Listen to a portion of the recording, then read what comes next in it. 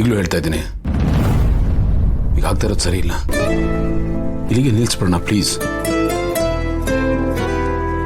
ಆಗ್ತಿರೋದು ಸರಿಯಾಗೇ ಇದೆ.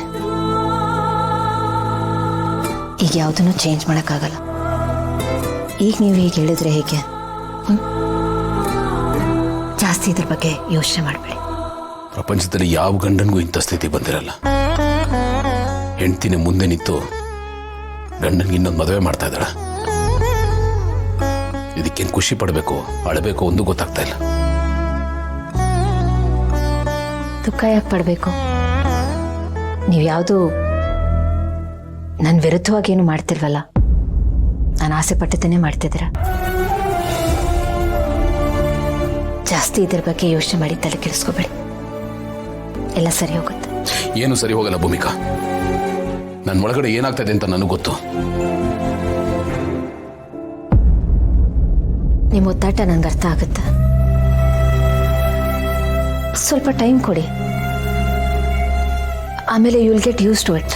ಇಲ್ಲ ಭೂಮಿಕಾ, ಇದ್ಯಾವುದು ಸರಿ ಹೋಗಲ್ಲ. ನನ್ಗೆ ಇದ್ಯಾವುದು ಬೇಕಾಗಿರ್ಲಿಲ್ಲ. ನೀವೆಲ್ಲ ಸೇರಿ ನನ್ ಬೋಕೆ ಅನ್ನೋ ಥರ ಮಾಡಿದ್ದೀರಾ.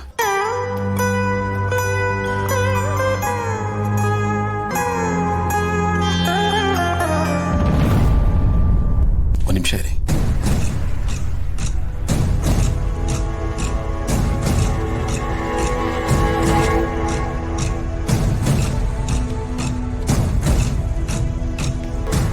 ತಗೊಳ್ಳಿ. ಏನಿದು? ಸೀರೆ. ನನ್ನ ಮದುವೆಗೆ ನೀವು ಇದನ್ನೇ ಉಟ್ಕೋಬೇಕು.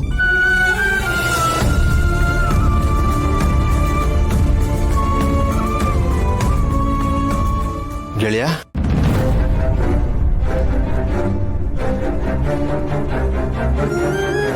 ಅದಕ್ಕೆ ಏನದ್ಗೆ ಇದೆಲ್ಲ?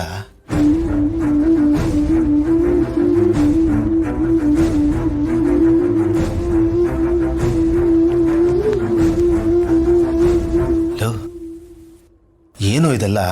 ಹೋಗಿ ಭೂಮಿಕಾ ಅವ್ನು ಕೇಳು, ನನ್ನೇನು ಕೇಳ್ತಾ ಇದೆಯಾ? ಏನ್ ಮಾಡ್ಬೇಕು ಅಂತ ಗೊತ್ತಾಗದೆ ನಾನೇ ಒದ್ದಾಡ್ ಸಾಯ್ತಾ ಇದೀನಿ. ಎಲ್ಲ ಬಂದು ನನಗೆ ಬುದ್ಧಿವಾದ ಹೇಳ್ತೀರಾ?